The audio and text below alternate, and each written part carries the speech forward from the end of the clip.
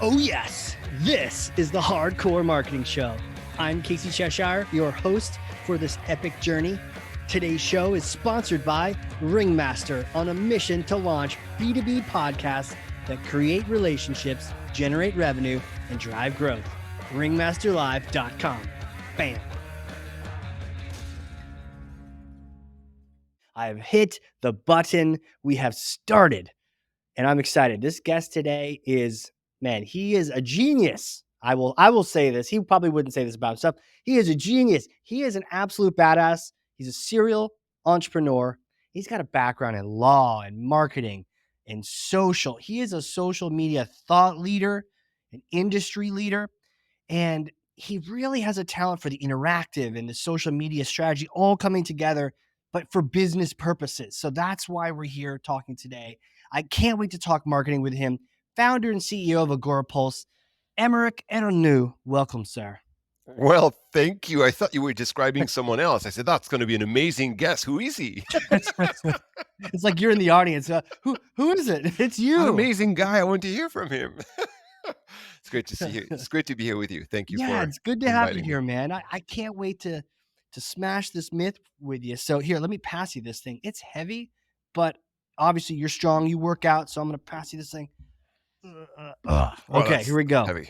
All right, go ahead. Grab Thor's hammer for me. Okay, there you go. Nice, safe two-handed grab. Okay, take Thor's hammer. Yeah, smash for me some kind of marketing myth, bogus strategy, misconception. Set the record straight once and for all.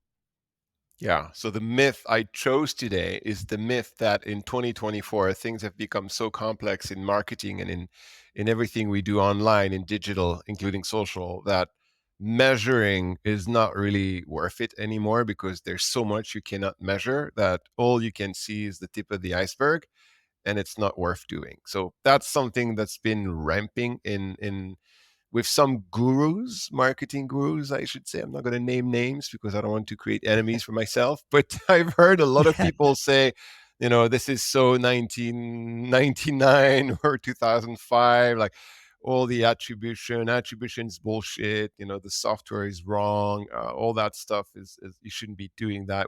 What you should be doing is something else.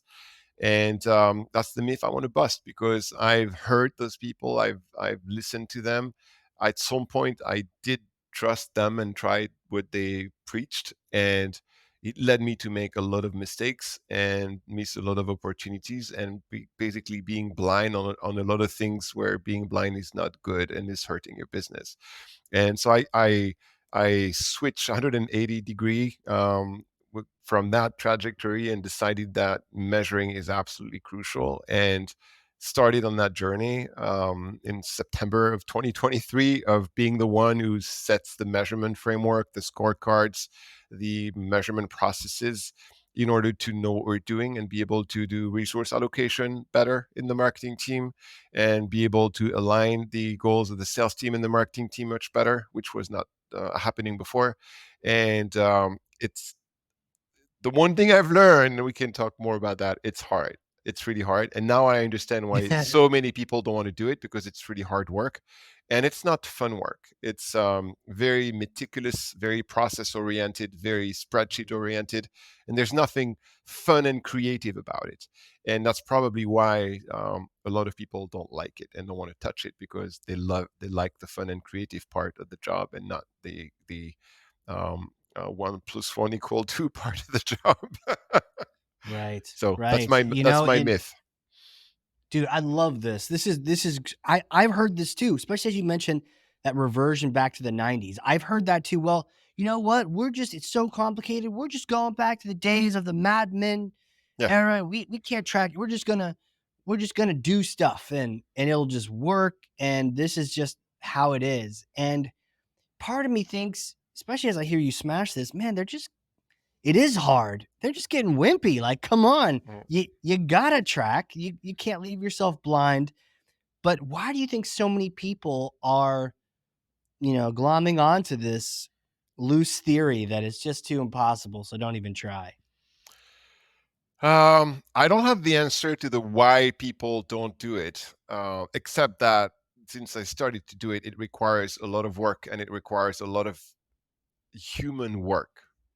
there is tooling that can help make it easier and faster. But all in all, if you don't put human beings behind the process and the framework, it's not going to happen. You're not going to track. So there's no tracking solution that's 100% software based. None. You have to have a human person look at what you're creating in terms of leads, email lists, signups, attendees, whatever is the marketing activity that you're conducting to get people in your system and qualify them. You have at some point to have people to look at them and say good, bad, good, bad. Like, we're going after these. They're an ICP. They're the kind of people we want to have, and it's very tedious.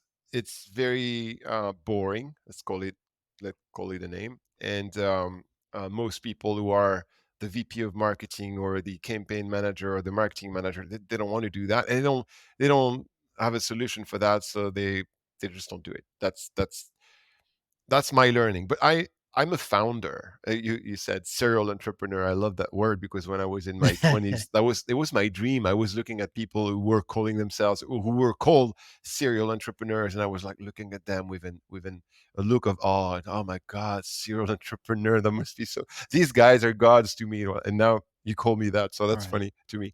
But I started businesses, and when you start businesses, you're all about solving problems, and there's nothing more important than finding the solution to the problem.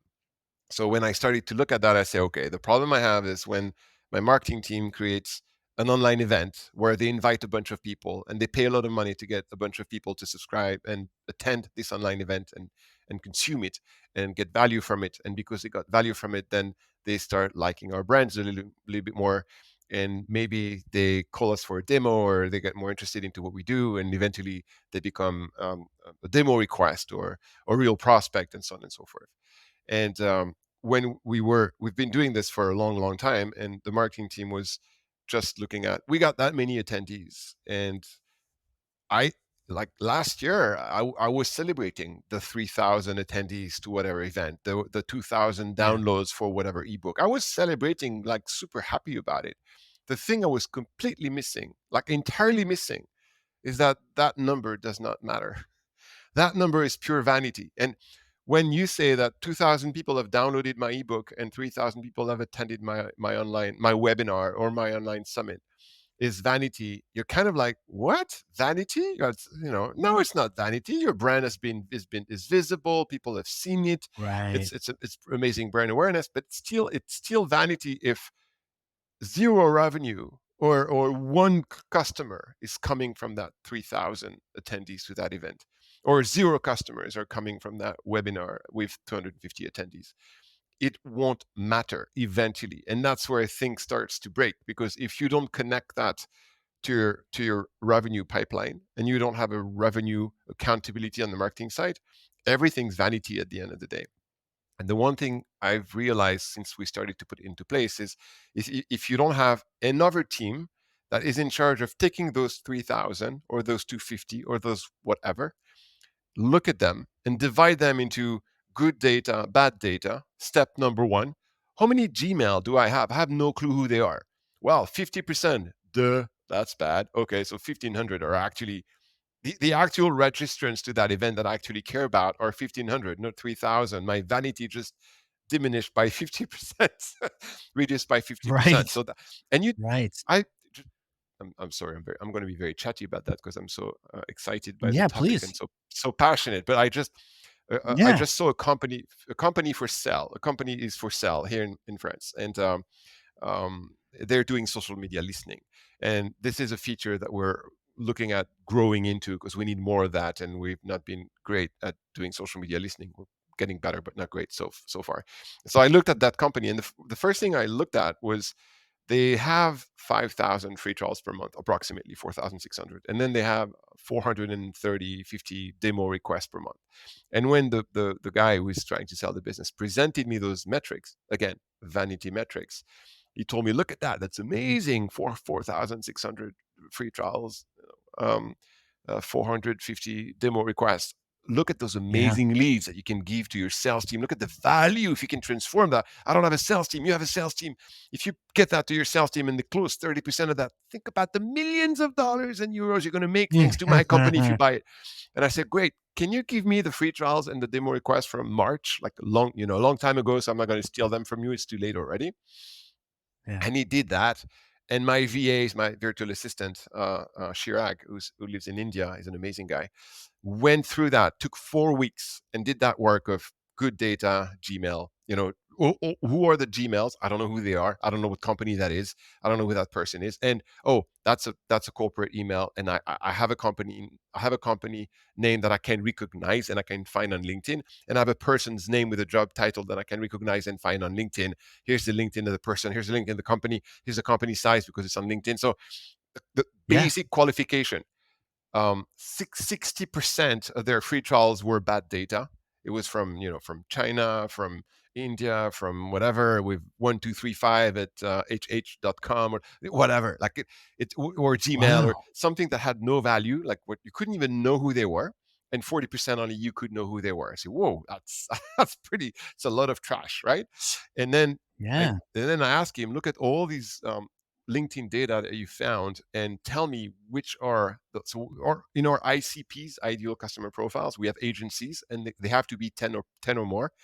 And we have, several types of verticals of businesses, like for example, hotels, restaurants, chains, retail. So we call them multi-location because they have a lot of profiles and they do a lot on social and it's Yeah. very chaotic. So we solve a big problem for them. So those are the kind of company we sell to. And they are usually more than 400 or 500 employees. So I told him, identify all the more than 500 employees and all the agencies and tell me how many.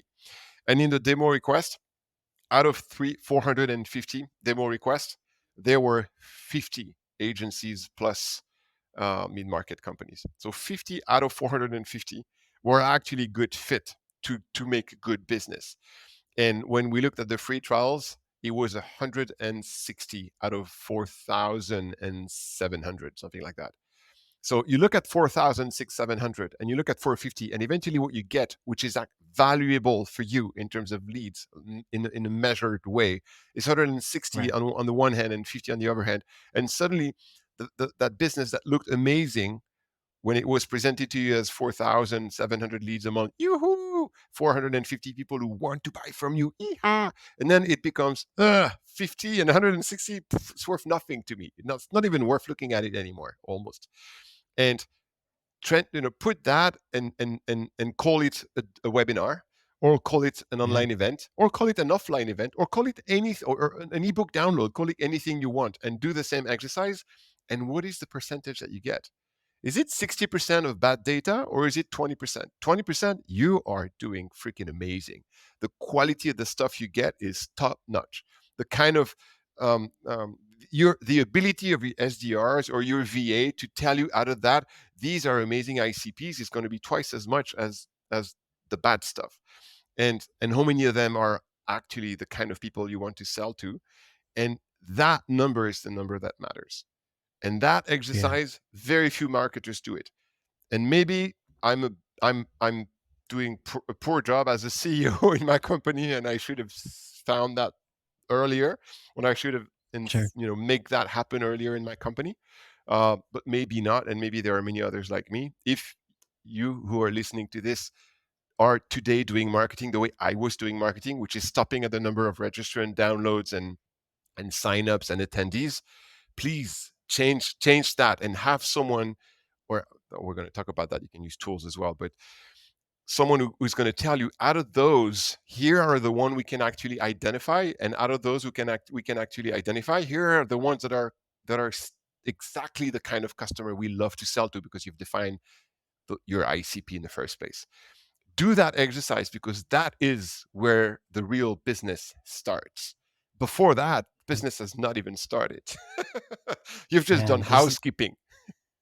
yeah, it's safe. You think it's safe just focusing on vanity metrics only to realize your house is crumbling, right? Because eventually you're not going to be supplying the things you need to be supplying. If you get so fixated on those numbers, it's crazy, right? Because so many modern tools can just turn off Gmail addresses.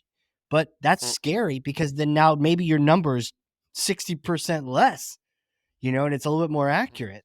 And then I did the math because, let's say, I mean, 50 good fits, you're not closing all 50. So let's say you close 30%. That's 15 accounts. That wasn't 450. That turned into 15, right? So mm, that number goes down quite a bit, quite a bit. It's a totally different story. Hey, we're a startup now. We're not some big behemoth anymore. yeah.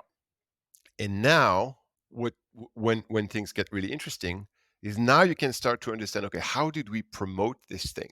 What partner did we use? What media did we pay? What did we go LinkedIn ads, Meta ads, Google ads, YouTube ads? Did we use a media partner? Did we buy a list? And then you can look at all these different channels that you've used to promote your marketing. That is supposed to be the lead magnet, right? And identify the ones that are giving you the highest good data, the highest ICP fit, and that that media partner who was very expensive per lead, suddenly, because they are super high quality in the data quality and in the ICP fit, they're super cheap on the cost per ICP fit. And that other one that was super cheap on the cost per lead, that Meta ad, maybe it's not Meta. Maybe Meta is amazing. I'm just taking that as an example. But that Meta ad that Sure. gives you $10 per lead compared to LinkedIn give you $60 or $70 per lead. Suddenly, when you start looking down to the ICP, it's 3 times the cost of LinkedIn. So the problem when you don't do Yeah. this work, all your beliefs are wrong. Potentially, all of them are misleading you and giving you false information that you're going to use for your future resource allocations. And that's where it becomes really, really painful and hurting your business, basically. And that's the No, thing it's that a I'm yeah. amazed we're just finding out now, just to be honest with you. Oh, no, So I a little bit I ashamed, hear you, but but I think the crazy thing is not only is the information bad, but in this case, where the super cheap leads were actually the most expensive ones, and the expensive ones were actually the most affordable because they were so high quality, it's not just bad, it's the opposite info.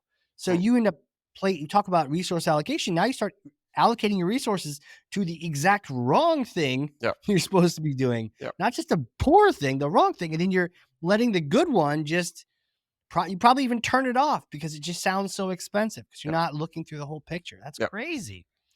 So what I've learned is this: in order to nail this step, you need two things. First of all, your marketing team needs to have an SDR team that's their BFF. If you don't have that, the vast majority of your marketing efforts and budget is going to go to waste, most of it. And the way, just a segue, the way I Why learn is that? as a CEO and a founder is I go interview and question, CMOs, VP of marketing, VP of event marketing, whatever. I go and talk to Yeah. people in other companies that are working for some of my CEO friends. And so I Yeah. contact my CEO friends. I say, okay, do you have someone in your team who does that, who's really good? Oh yeah, this guy's really good. That girl, amazing. Can you introduce me? And I have a bunch of questions for them. So I've been doing Yeah. that for the past 4 months. And the one thing they all told me, that there's one thing they all shared with me, the exact same thing, and they all told me, if you do marketing, lead gen, demand gen marketing activities, and you don't have an SDR team, most of it will be wasted. That is the one thing I heard across the board. And I kind of had a gut feeling that my marketing team needed to have SDRs embedded in marketing, or at least if they are in sales, and we can talk about where the SDR team should live, it's another debate, and another difficult decision to make for many different reasons. But they could either live in the marketing team and be embedded in marketing. So everything marketing does is hand in hand with the SDRs, or they're in the sales team and they have to be BFF with the marketer. So every time the marketer does something, he has a chat with the SDR and say, okay, I'm planning this. How are we going to do that together? This is how the leads are going to come in. What's the SLA for you to work them on, and so on and so forth. So first step, you need an SDR team, and the SDR team has to be BFF with the marketing team.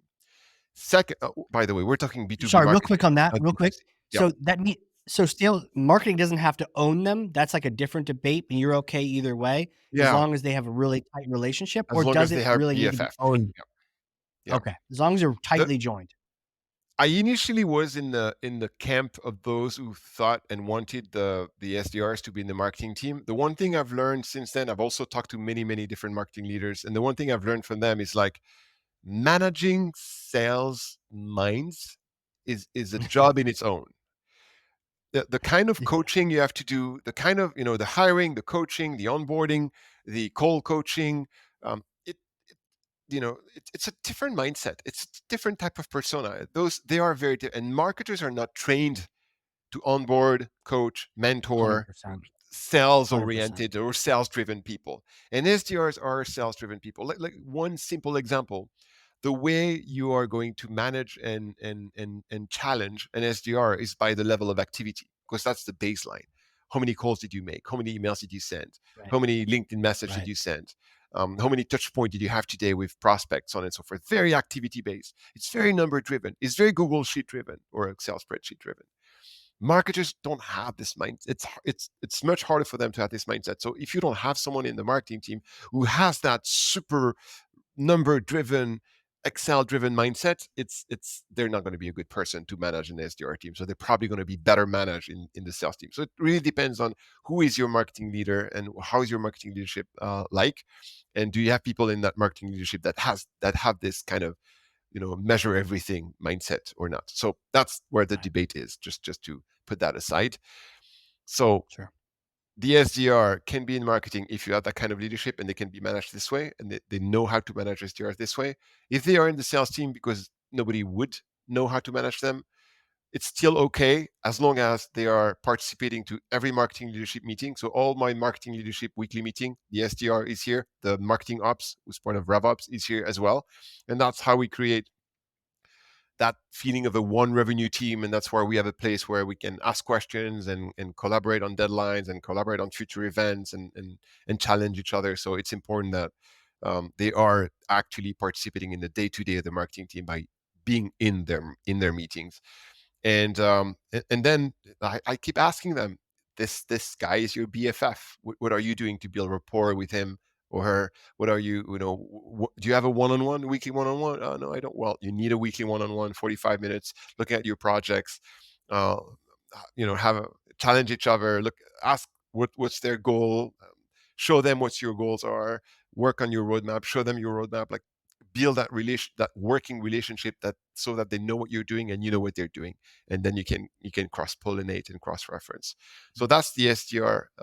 That's the SDR team. Not BDR. They're not the hunters, but the one that take all the inbound and transform it to opportunities with the sales team, basically.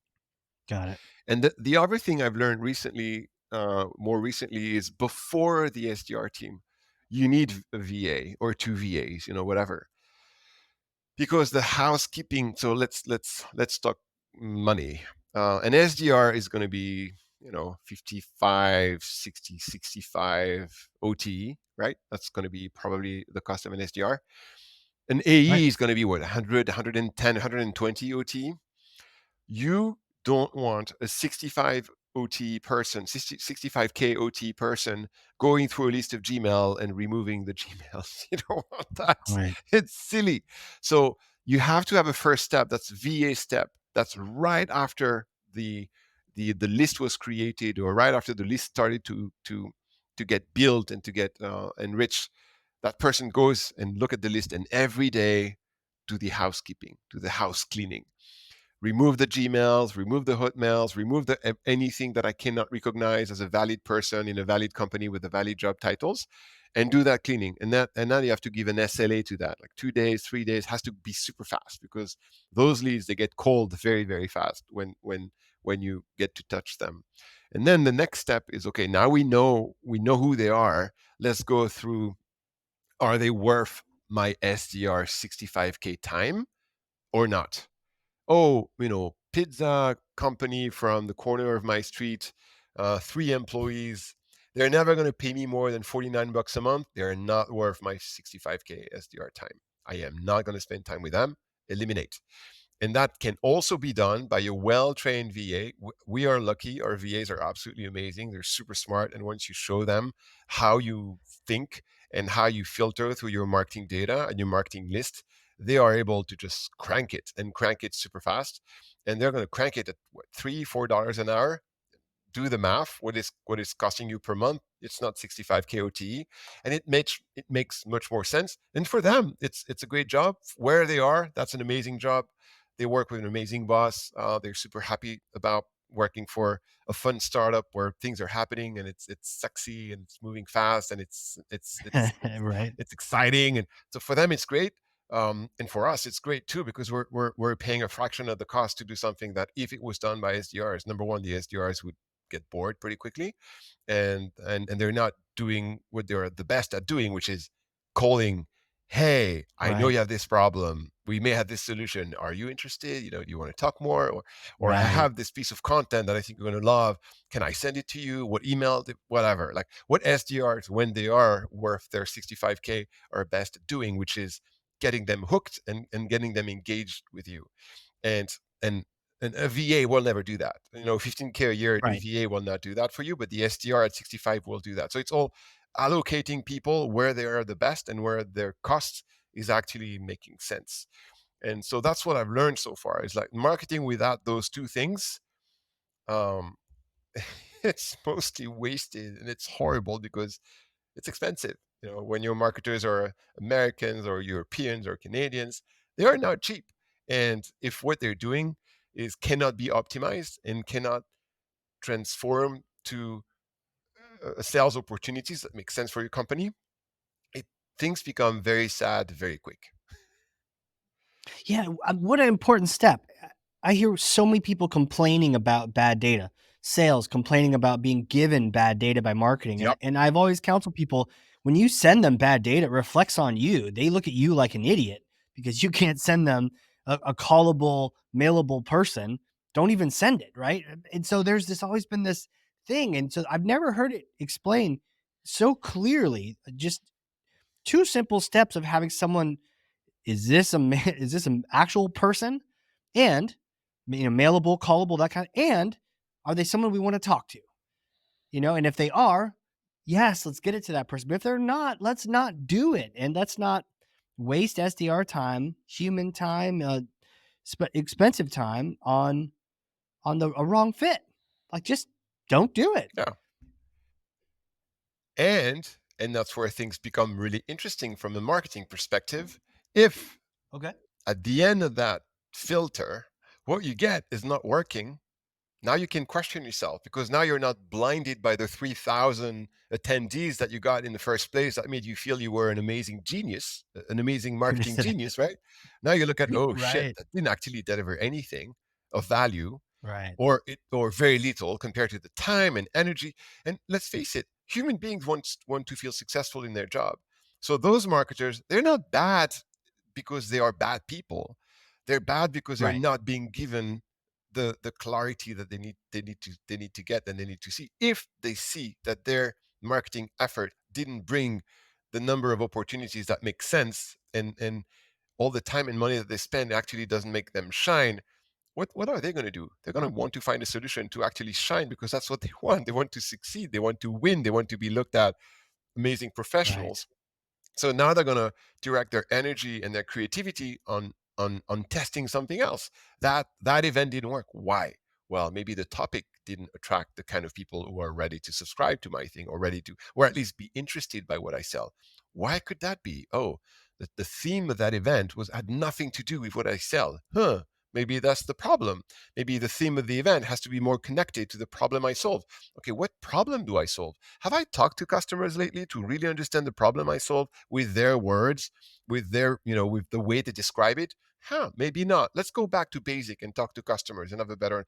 So basically, they're going to start thinking about how can I solve this? It's not working. What can I do? As long as they get blinded by their 3,000 attendees, they're not going to solve anything because they're not going to realize they have a problem.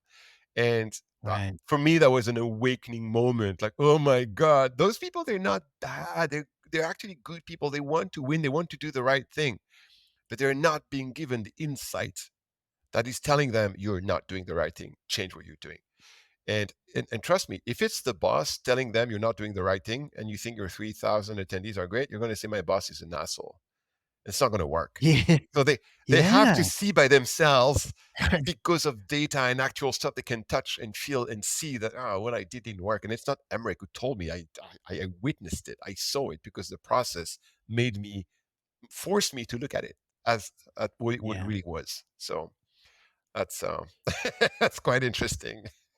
Whether it's a company or a marketing campaign, I've always felt you learn more when it doesn't work right, Mm, right?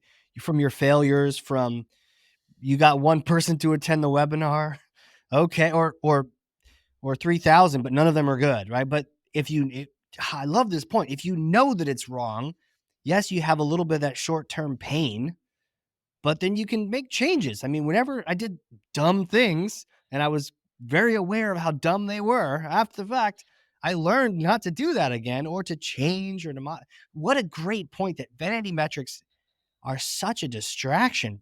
They're mm, such a distraction.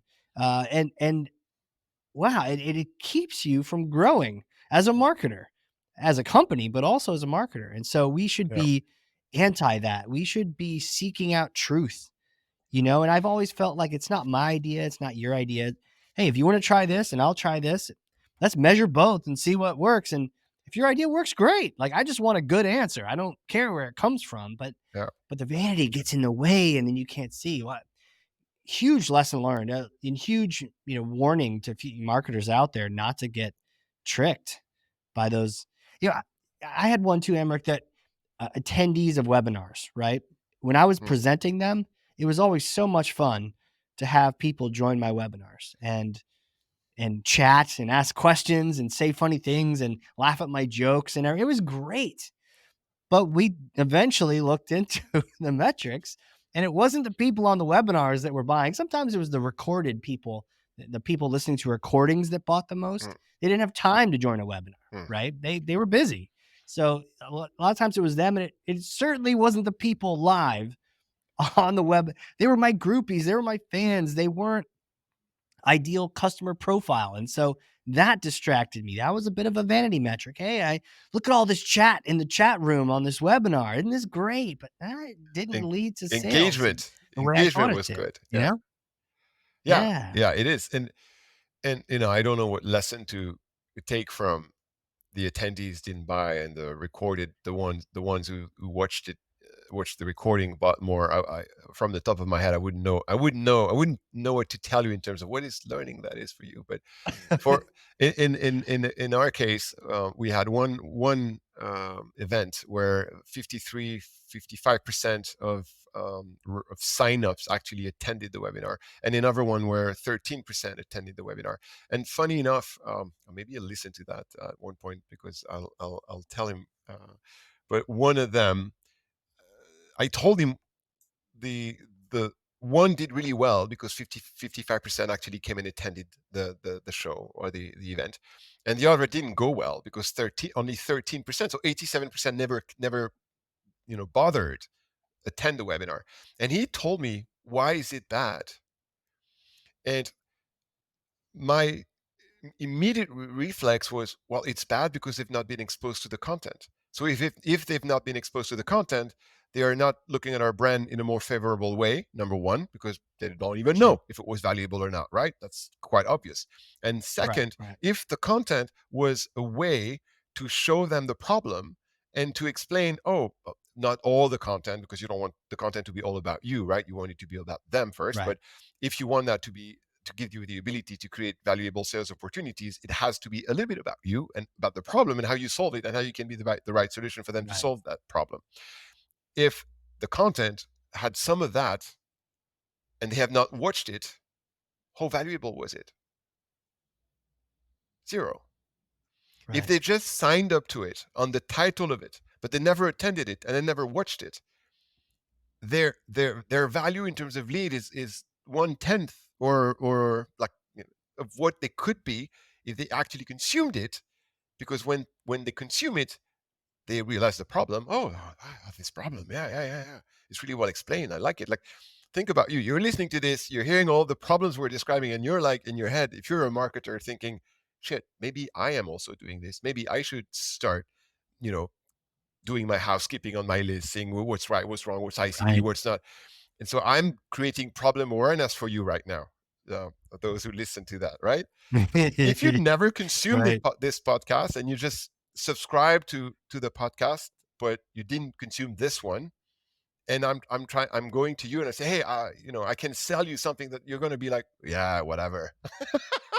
Right. It's only if you consume the content that you're going to be problem aware, and you're going to say, I have a solution to do the housekeeping of your email marketing list. Are you interested? If you've just listened to this, you're going to tell me, yeah, tell me more, because I consumed this and I thought that was very interesting. So, long story short, on that thing, the one who didn't attend had a fraction of the value of the one who attended, and actually were exposed to a piece of content that made them understand that they had a problem that we could solve. So it's all these things that you need to be aware, and you need to be measuring, and you need to be improving. So how do you go from 13% attendee to 50% attendee?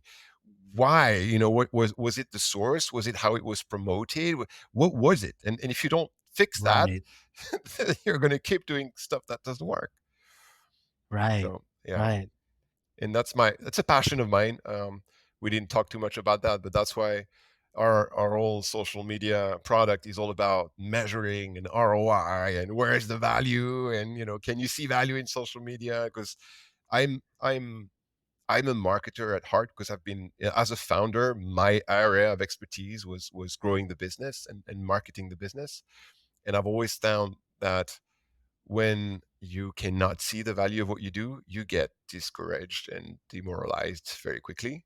And for me, it's a life mission to help people who have stuff to market. So for us, it's on social media. See and know and see that it works. And not be like, Yeah. I don't know, maybe not, which is so frustrating. As a marketer, I hate this. I've been there, man. I remember being a marketing program manager at a company. Guess people, you could look up my LinkedIn and find out where that was. But um, I remember being there, and I wasn't a senior level, but I was executing webinars like we're talking about, or campaigns, and just always wondering, like, what am I actually contributing? Like, I know we're doing stuff in our marketing Mhm. department, but it never felt like we were contributing. And we were kind of treated that way too. Like, we didn't feel like we're contributing, and then people kind of treating us like we didn't contribute. And Yeah. then, we just cost money. I remember trying to get the CEO to sign a PO to go to a conference, and he would literally avoid me so he didn't have to sign it. Right. And he would try to sneak out of the building without, and so I would be working late, and I'd see him go by. I'd grab the printed thing and a pen, and I'd like jump out of the cube and be like, "Here you go, sign." But I just remember wondering, like, what am I actually doing? And it wasn't until I was tracking with like marketing automation and things like that that I started seeing the connection to sales, and what an eye opener. But the idea of tracking social, I mean, that seems like one of the grayest areas. The area that, are we just having fun? Are we just kids playing on TikTok? Is this actually helping the business? Probably gets the most skeptical, that side eye glance by leadership, because it's like, what are you doing? You're just having fun. Does this actually help the business? So I could see even more so than me, sitting in my cube. If you're tasked with doing social and being a social presence, man, you have everyone looking at you going, what are you doing? Like, are you helping us? Yeah.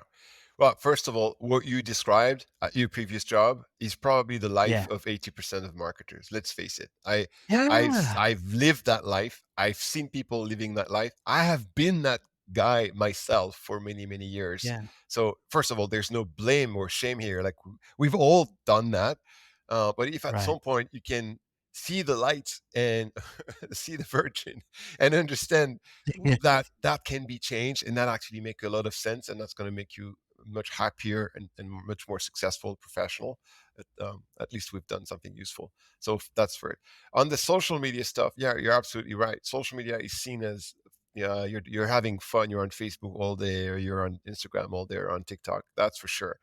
It Social is probably one of the hardest thing to track, for one simple reason. It's very diverse. TikTok doesn't work as the same as Instagram. That doesn't work the same as Twitter. It doesn't work the same as Facebook. Like, they're all very different. So, and the way you can track the one and the other are not the same. So, putting things very simply, There's only one way to track marketing attribution to anything in life. It's how the links are built. When you do paid ads, it's all in the links. All the variables that are going to allow the paid platform to track everything that's happening is embedded in the link that you're clicking when you're clicking on the ad. Same thing for the marketing automation softwares, for HubSpot, for Marketo, for the emailing, for MailChimp, for anything you use, it's all in the link because it's going to send traffic somewhere. And when it gets somewhere, that's somewhere that has an analytics in the background, GA4 being 80% of those analytics for 80% of the businesses. The analytics software is going to read the URL, is going to interpret that URL, say, oh, it's coming from there, and it was done at that time, and it's social, or it's paid, or it's this, and it's going to do all the attribution at that moment in time. That's how you track things. Obviously, we can go into third-party cookies and all this other stuff, but it's just going to confuse people. And on social, there are many platforms where you can put links. There's no link on Instagram. Well, yes and no. There are no links on Instagram except in stories and except in the bio. And that's where you're going to be able to leverage those to put links there. There's Mhm. no links on TikTok. Yes, that is true, except on the bio as well. So can you track everything the same way you could track an email campaign or an ad campaign? No, of course not. And that's why it's harder on social. But is because it's harder a good reason to not do anything? And Mm. my point is this. And Right. I remember when you and I had a call earlier last week, I told you you can see the tip of the iceberg if you do that. You can only see the tip of the iceberg. But the tip of the iceberg may not seem great or may not seem enough, but if there's no tip, there's probably no fucking iceberg underneath the surface. So seeing a tip is at least giving you a hint that something you can measure is happening. So probably more that you cannot measure is happening as well.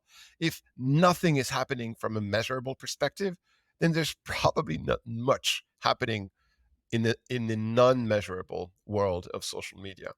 And obviously, no, it's not. Social media is not going to be the right channel for every company. Let's call a cat, right? Like Right. there's no way social media is going to be an amazing tool for a B2B software. I am not the kind of company that's going to crush it on social media, but we have customers who are crushing it on social media. And usually those customers are more B2C. I say more, I'm not saying B2B doesn't work, but it's harder. It's easier B2C Yeah. because of the sheer volume, period. That's it. Sure. And also because of the passion for the product. Oh, I love your bike. Your bike is amazing. It's all carbon. It goes faster than any bike. And I love the bike. I want to share the bike with everyone. You're not going to do that with an email marketing software, are you? Like, no, you're not going to share that with all your friends. Right. Your email marketing software is so amazing. I want my mother to know about it. No, that's not going to happen. So social is going to be a much better fit for people who are passionate about the product. And that's usually more a B2C thing. And that's usually more a passion type of product. Like, let me give you one example of a customer of ours who is making close to $45 to $50,000 of business tracked from social. Social being Instagram and Facebook alone, and they sell plant-based medicine. Plant-based medicine. So people want to treat themselves with plants and not chemicals, right? There are a bunch of people who Right. do that. And for them, usually this is it's philosophical. It's the reason why they Sure. don't want to ingest chemicals is a philosophy of life. It's I lead my life this way, I treat my body this way. It is uber important for me, and it's a way of life. And those people are very vocal. They're in communities, they're exchanging tips, they're all together about did you try this plant and that plant, and can you make it this way and that way. And so a company saw that opportunity and started creating plant-based medicine themselves, and shared a lot of tips with them and created communities around them. And in those communities, they were sharing content, valuable insight, valuable intel, never promoting the product. And they were only promoting the product in the comments of their Facebook post. And they were also promoting the comments in DMs on Instagram. And DMs on Instagram and comments on Facebook posts, not in the content themselves, was generating in a trackable way 50K a month of revenue that was attributed to those comments on Facebook and those DMs on Instagram. And for that business, which is a small business, by the way, it's like I think it's 15, 17 people, something like that, super small e-commerce business. Yeah. It is crushing it. much more than my business. I don't get 15K a month of attributed business. So social media in a trackable, in a measurable, trackable way is not going to work for everybody, but it can work for many businesses. And for them, not tracking would be silly because it doesn't cost much, and it makes you see what works and what doesn't work. And again, based on the conversation we've had for the past 45 minutes, as a marketer or a business owner in their case, it's all that matters. You need to know what worked and didn't work so you can do resource allocation and spend your money when it's used the best. Man, shout out to that plant-based company because that's great. They're doing it, and their customers are doing it, and they made a product that they believe in, and they're sharing it with other people. I hate buyer's remorse so much so that there's a few, just only a few. I also hate shopping. There's just a few products that I love because they didn't screw me over afterward, you know. And so it's always fun to share that with other people. Mm, But to track it, yeah, just because it's hard doesn't mean you don't track it. mm, Is one of my big takeaways here. I've been learning all these things. I've been just amazed, and I feel like I'm talking to someone who gets me. Like, you understand the market. You are a marketer. You've been there wondering where's the ROI? What is ROI? And so my next question really is like, who are you? Who are you? Take me back in time. Like little Emeric days, did you know you're going to be an entrepreneur and a CEO and a marketer and all these things? I I didn't, but I when did I know I would become an entrepreneur? I was probably 27, 28 when I knew. When I was a boy, I didn't know, but when I was 7 or 8 years old, my parents took me to an iridologist. Have you ever heard about what's an iridologist? No. It's a I very, very rare kind of practitioner. They look into your iris in your eye. They look at okay. the shape of your iris with a special tool like this, kind of, crazy doctor or whatever. And Yeah. based on the shape and the color and how it's designed, they're seeing things about who you are and who you're going to become. I was eight. Nah. I was 8 and I didn't open my mouth. I didn't say a word to that guy, not a word. Yeah. And he looked at my iris with his thing, and then turned to my parents and told them, "This little boy here will never work for a boss, and he will be his own boss." Again, I didn't say a thing. So I didn't know, but someone knew apparently what I would become eventually, and I was 8. So that's a very funny story. And then Wow. what happened is my dad was a business guy. He was a marketer, and he went to Okay. Colombia. He had an amazing track record, and Uh-huh. for a French guy, going to Colombia in the 70s was not so common. So he actually was very courageous. And when he was in his 50s, he had a lot of trouble career wise. He was laid off twice. He was unemployed for a year and then another year, like hard, hard, hard, hard. And I witnessed that as a teenager, as a rebel teenager, because I've always been a huge rebel. And I thought to myself, that will never happen to me. Nobody will ever do that to me. Like fire me and treat me Right. that way. That's not happening. Right. I'll be the guy who's not fired. Right. And I chose law randomly. I chose law school and law because lawyers are independent contractors. They're independent in France. They Right. don't work for companies. They don't have a salary. They're not employed. They're independent contractors. And I thought, no, that works. That fits me. And I did that for 5 years. And after 5 years, I said, okay, I kind of want to have my own thing. And if I have my own thing as a lawyer, I'm going to start a law firm, and I'm going to have all the bad stuff and all the downside of an entrepreneur, finding clients, chasing the bills, finding people, hiring, HR problem, all the problems of You name entrepreneur, it, right? but none of the Yeah. upside, not creating assets that you can sell that has an intrinsic value. All the value is you and your time. So you're a slave of your business. You have to work, work, work, work, work to get your money. And at that point, I made a choice. That was a crazy choice. That I'm going to build a product business because I don't want to be the product. I don't want to be Right. slave to my business and be the product, which is what you Sure. do when you're a service business. And I want to have a product that's not me, and that I can sell, and I can go on vacation, and it's going to keep working. And that's when I made the choice and made the. I had no idea when I did that it would take me 15 years to get back to a decent salary. Yeah, right. I I actually, you know what? I just increased my salary in January of 2024, and I am now paid as much as I was making when I was 28, and I'm As an attorney. as an attorney, and I'm 58, and I'm 51. So that is telling you Wow. how crazy that move was at the time, and how long it took me to, as a salary, as a month by month, in my pocket, how much time it took me to get back to what I was paid in big American law firms doing M&A for big deals and stuff like that. Sure.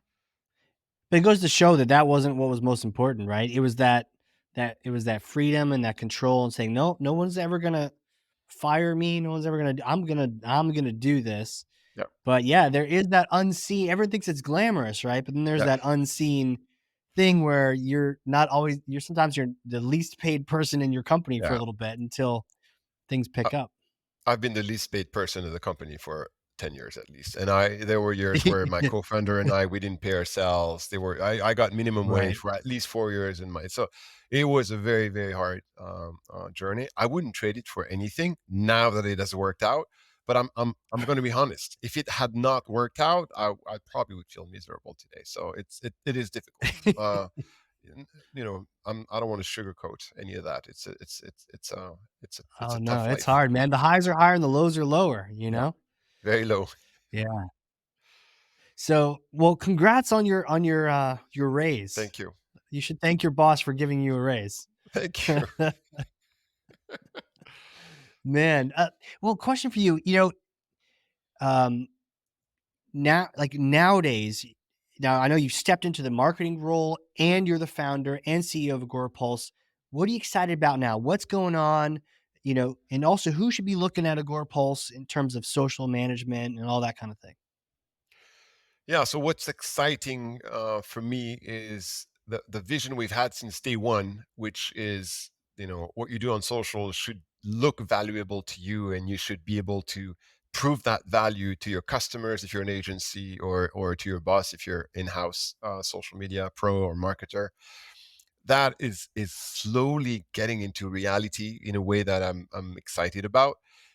We get business cases, or success stories like the one I shared with you. We get more and more Yeah, every month. We One thing we've realized is that sometimes it's really, really hard to get that measurement and that success on your own as a social media pro or a marketer for your own business. And if you were able to leverage your coworkers, your employees, or influencers, or advocates, as we call them, it may be a lot easier. And we've just launched, like literally last week, an advocacy feature that's embedded in the product, where you can mm, actually leverage your work colleagues, or your friends, or whoever wants to support your business, for them to be your voice on social with you, and you can track that all the same as you could track your own stuff. Let me give you one very specific use case. We hire people from time to time, and some of those jobs are really, really hard to hire, like web developers, among the hardest jobs to hire in our industry. And by leveraging our existing developers, and having them share the job posting on their LinkedIn, we tripled the number of candidates we got, quality candidates we had for job openings. And this is real result. Like, this is stuff you can actually see and measure, and that's the kind of stuff that this kind of feature can help you achieve, which is, it's really hard for us as a company with one recruiter to find talents. But if we can right. leverage the community of talents we have all together as a team, as a company, then suddenly we can triple, double, triple, whatever the results of good candidates we have. And that is going to be true with sharing amazing content, amazing new features. If you have a bunch of people you can um, um, mobilize to share your stuff with you, things are going to be easier, and the measurement is going to make more sense and be bigger. So that's something I'm really excited about. I think this is going to work really well for B2B as well, because the doing your stuff alone on social is really hard, is even harder if you're B2B. So for B2B businesses, that's going to make a ton of sense. So when you ask who is it for, it's definitely not for super small businesses, because between you and me, if you are starting a super small business, unless you're home decoration or home improvement or fashion or makeup, I I wouldn't advise you to just focus on social media for as your first channel for starting your business. I would probably tell you, do not ignore it, but your quick wins as an early entrepreneur are probably not on social media, except for some occasions, some rare occasions. So it makes more sense if you're a more mature business with more people. Businesses with multiple locations, like franchises or Mm. restaurants or hotels or retail stores, they're amazing. We have plenty of customers who have this kind of setup, and for them, usually all these stores, all these hotels, they have their own Facebook, their Instagram. Sometimes they're on TikTok, or they have one LinkedIn. They have all these different profiles, and managing them is a pain in the neck. So the problem we solve for them is huge, and the value they see by using us is amazing, as opposed to a very small two-person company. The problem we're going to solve for them is going to be tiny. Like they're not even going to see the problem we solve. They're going to go native and Right. do social on the native platforms. That's going to be more than enough. So basically, the ideal Mhm. candidates are those for whom social is very chaotic and very messy, and on top of that, those who have a hard time seeing the value of doing all of this. We are the beginning of the solution for them. So Yeah, amazing. Well, I'm sure you're certainly on the map for me in terms of social management, and you're right. I'm not an ICP myself, but I work with a lot of them, and it's definitely come I'll up be happy to more help and more you. now in Yeah, yeah. conversation. Yeah. You have the Um, friendly CEO price. yeah. Likewise as well. Next time you need a podcast, you just look me up. Uh, well, hey, I have another question for you, but it's a bit of a hypothetical question. Sure. You see, yeah, and as an attorney, you're properly prepared for this, and an entrepreneur. Um, Hmm. I may or may not have a time machine here in New Hampshire, across the pond. So let's say you come to visit, you come to Boston, and business event. You come visit, and the time machine's actually behind the house. It's covered in a tarp. So we go, we get some beer and some lobster, and we try out the time machine. But it's a certain kind of time machine, and you get to go visit yourself 4 days after graduating from university with that law degree. You haven't really gone into the field yet, and you get to visit that Emeric, right? You get to see yourself. You can have a conversation. What kind of things would you tell yourself?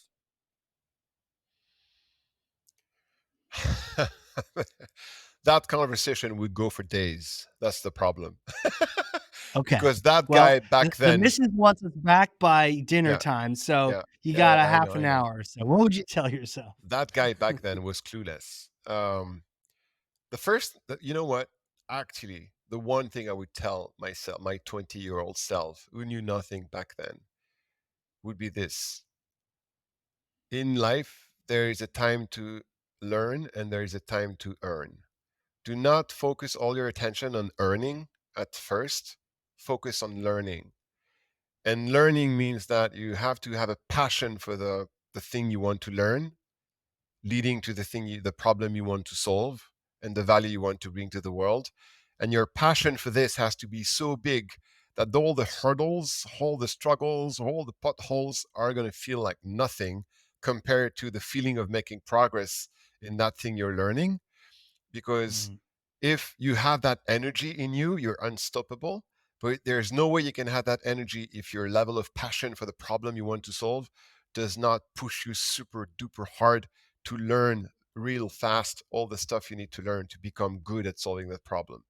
And that is something I've touched by listening to a friend of mine whose name is Alex Hormozy, and is all about learn, learn, learn, learn, invest in yourself. And I know this may sound a little, yeah, I heard that. All the gurus tell to invest in myself, but it's actually so freaking important to become better. And at my 20-year-old, Emeric knew nothing and was good at nothing. And mm, I did not really realize that. My 20-year-old Emeric thought he was really good and really smart and deserved this high salary in this amazing law firm. And I deserve things. You deserve nothing. You have to go put a knife between your teeth and go grab life and go become a person who is worth something. And in order to do that, the level of passion for the learning you need to do, i.e., for the problem you want to solve with that learning, has to be through the roof. And that's probably where most people fail. They don't find the passion, so they don't find the energy, so they don't do the learning. They don't work the 15 hours a day learning what needs to be learned the hard way, and they don't succeed in their life as a professional, because that's what it takes. And that's the advice I would give me. I'm not, you know what? I'm not sure I would listen to myself. I'm not sure my 20-year-old Yeah. would probably tell me, go fuck yourself, old man. I'm It good. might. I'm It smarter probably than you might. think. Yeah. What do you know, old man? Who are you? uh, yeah. Who are you? I make more than you, right? Yeah. Yeah. Or did More until than you, recently. minimum wage guy. Yeah. So that that's my that's my being life learning at 51 is. Yeah. And I know we've all heard the Steve Jobs speech, and you have to love what you do, you have to be passionate about what you do, but it's so true. It is so true that So the true. fire in your belly for what you do has to be there to go to face all these difficulties that are going to be thrown at you one after the other, nonstop. If you don't have the fire in your belly for what you do, what you solve, and what you're learning to get better at solving it, it's not going to work. It's going to be too hard, Right. because we're human. We don't want to suffer. So Right. Right. Man, powerful advice. And powerful and personal advice, and it rings true in terms of that's what I needed to hear too. That's the kind of, because I went through some of those cycles of, getting fired or just not being in that zone of passion and, mm, sort of wandering a bit before kind yeah, of finding that groove. accept it will go up and down. I've not always Yeah. been up in the fire in my belly. I have had downs. I felt at some point Mm, that I was a loser. I was not in the right spot. I was not doing the right thing. I was not passionate about. When you are down, focus on what do I need to do to go up again? Because I knew I was up at one point, I was down, and I was up. I know the cycle. When I'm on the bottom of the cycle, my mindset is all about what do I need to do to go back up? What am yeah. I missing now to go back up? And focus on that. And it has worked every single time. Every single time I've put myself in that mindset, I have found the up again.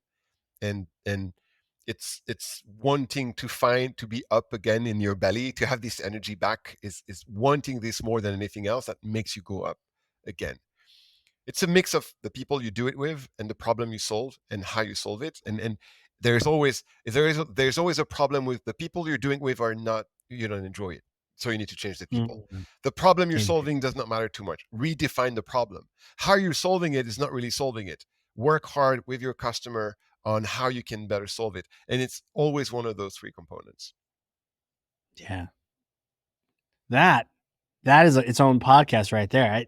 I mean, there's powerful advice to tracking, even though it's hard, but there's also powerful advice to finding that passion, finding the up, and getting there. Man, this has been awesome. I don't know if you looked at the clock, but we have entered a time warp, and an hour plus has flown by. I feel like we could chat all day.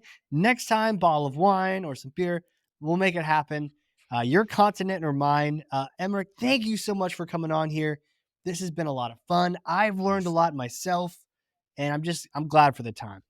I've had a blast. Thank you so much for having me on the podcast. It was I felt the excitement from start to finish. So thank you. Absolutely. And for those listening, if you learned something, and I freaking know you did, because I literally have 2 pages of notes over here, front and back, ran out of space, writing in the margins down here. Time to learn, time to earn, all sorts of things. If you learned something, maybe this was your time to learn on this podcast, then share this with one person. Sometimes 7 people, sometimes 9,000, but even one person on like LinkedIn. If you want to tag Emeric and I on the comments, we'll go in there, hop in there, have a good time. But otherwise, just share this information, but put what your take was. Like, what was that one takeaway for you? I have some good friends. They annoy me, but I'll go to an event and they'll always ask me, what was your one takeaway? So, what was your one takeaway from this podcast? And I know you have probably 30, but what are those? And share those with other people. Get the good word out. Teach somebody else. That's thought leadership. With that, Emeric, thank you again, sir. You were the man. Thank you, Casey. That was great. I loved it. Thank you. Absolutely. All right, everyone. This has been a crazy cool episode of the Hardcore Marketing Show. We will see you all next time.